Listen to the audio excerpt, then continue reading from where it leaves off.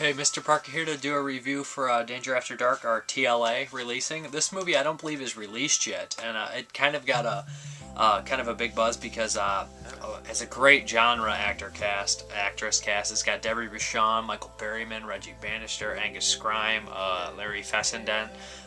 There's other people in this as well. Don Wood. I think I already mentioned Reggie Bannister, but anyways, it is Satan Hates You.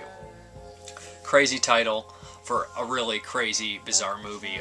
The movie follows two characters, two giant sinners, I guess you'd call them, kind of like one's a party girl who does all these hardcore drugs and does not care about her body, does not care what happens to her, and one is another guy, an alcoholic who is a closet homosexual who snaps at any word of homosexual towards him, any derogatory term, and he snaps and ends up killing people.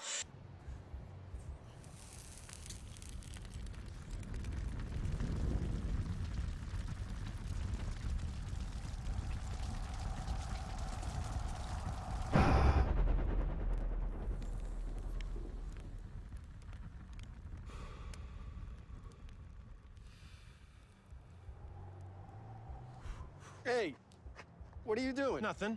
I just asked you out for a friendly smoke, man. I'm not into that faggot stuff. Neither am I. Yeah, right.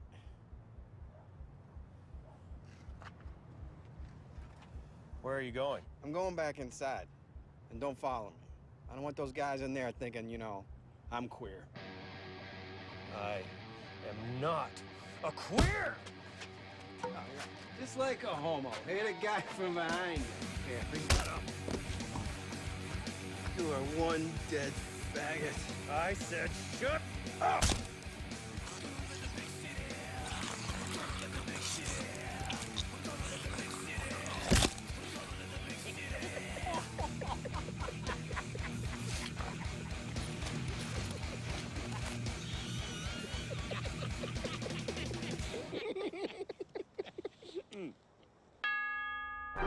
And those are the two, and they kind of are being followed by these two demons, or little lower life demons, one by Larry Fessenden. They're right on the cover here, and they're basically trying to sway them to do evil things, to forget God and not believe in God. Really strange film, like I said before, and basically there's all these crazy, stupid televangelists on television, and most of them are complete bullcrap. You can see right through it. It's obvious. They're fake. They're asking for your money. But Angus Scrimm seems to play one that's actually genuine on there, and he connects with the girl. Doesn't sound very pleasant, does it? So how do you escape your fate? No matter what you have done, no matter what you have lost, you are not beyond redemption. No man can condemn your actions. Ignore what others say, and cast those feelings of guilt and shame from your heart, and let the love of God inside. And gets to her on a deeper level. I know a lot of people might be offended by the religious things in here, or they might not agree with it, and you know, this film has a lot of different things about religion, I would say, and the ending kind of says a little different things as well. I mean, the very ending kind of, you can take it in many different ways, and I don't want to give it away necessarily, but you could take the ending in many different ways, if it's just kind of like a, you know, satirical about it or genuine. I wouldn't really know. But anyways, the film does have some really crazy things in here. There's an abortion scene in here. I don't want to spoil too much, but the abortion scene is very, very disturbing and disgusting, and actually nauseating. I was like, oh man, it was pretty gross. It's probably the worst abortion scene I've seen on film, and I can only think of a few off the top of my head, which is, I probably shouldn't be able to think of any, but yeah. And then there's also a rape scene in here, and they tackle the rape scene well. They do not show it in graphic detail, but you hear the sounds and pictures somewhat, and that right there is just as disturbing to me. It was very gut-wrenching as well. Like I said, the movie has a lot of kind of crazy scenes in there, some violence that's pretty extreme, some a little bit of comedy in ways at points. The guy keeps tossing bodies out of his window into a dumpster. That's kind of funny just because it's so silly. And Michael Berryman has kind of like a comic role in here.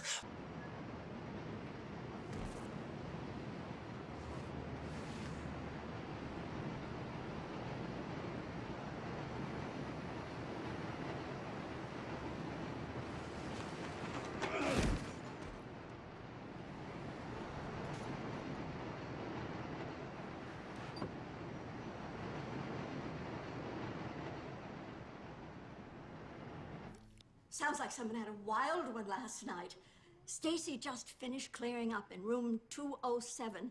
She says one of the lamps is broken and there is wine all over the carpet. Don't worry, dear. I'm sure our guest will be more than happy to pay for the damages.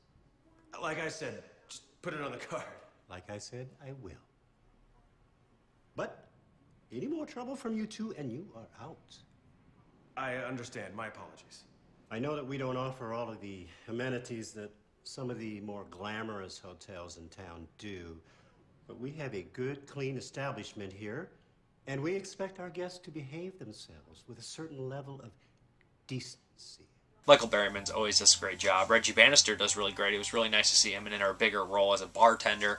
He kind of fit the character very well, and I thought he did great. Debbie Rochon's kind of like this rehabilitated holy roller, and they all do well in the movie. Everyone does great. It's just a very bizarre movie with a great musical score. It's really well made. It's very different. It's very unique. And a lot of people might not, they might be offended, you know, by maybe how they portray homosexuals, maybe how they portray religion, or maybe they say that might misunderstand it, I believe, is the way to put it. But I think that I thought it was a pretty good movie. I thought it was very different, and I thought it got me thinking a bit, which is always a plus for me. When a movie gets you to think, that's always something that you should give credit to. This is Satan Hates You. I really thought it was a really good movie, actually, and I thought I would recommend it. A lot of hardcore fans will like it for some of the extremity in there that's pretty disgusting, and a lot of other people might like it just because it's such a different type of film that you would want to experience on your own. Now, I know some people, like I said, won't like it because of the religious things and the other things that I mentioned. But the DVD has behind the scenes, which is like 22 minutes long, a theater trailer, a really short, weird movie called December 23rd, and it actually has all the, I didn't watch them all, but I skimmed through them, the 37 minutes of the fake televangelist stuff and the Bible-like TV stuff that are really comedy-filled. But thank you for watching, and this is Satan Hates You. It's a really cool, different movie that I think a lot of people should check out. There'll be a couple clips in here, you know, just so you guys can see them. But yeah, thank you for watching. Have a good one. I'm telling you, man, you can't use a Cloak of Enchantment until you're at least 14th level. That's bull. I used it yesterday and you had no complaints. You may have thought you used it, but it didn't work. You only thought it did. Yeah, then how come I'm still alive? Because your back was to the east, and Black Dragon's guards were coming in from the west. And it was only minutes before sunrise. Any idiot knows that kobolds can't see spit in the daylight. They were blinded by the dawn. That's why they couldn't see you. If you had half a brain, you'd have realized that. Maybe you should have told me. You're the DM. Maybe you should learn how to keep track of time. Can we just forget it and play? As long as I can use this cloak. You can't. You're not a 14th level mage. This is a cash business, okay? I've seen you do it plenty of times for the old timers. Yeah, you know those guys been coming in here longer than you've been alive. I got rolled this morning. They got my wallet, credit cards, cash, everything. I'm really sorry to hear that, man. It's not stolen. It's from my own car, really. Wait a minute. Where did you get a car? Don't even answer that. Because I don't even want to know, all right? What do you want for it?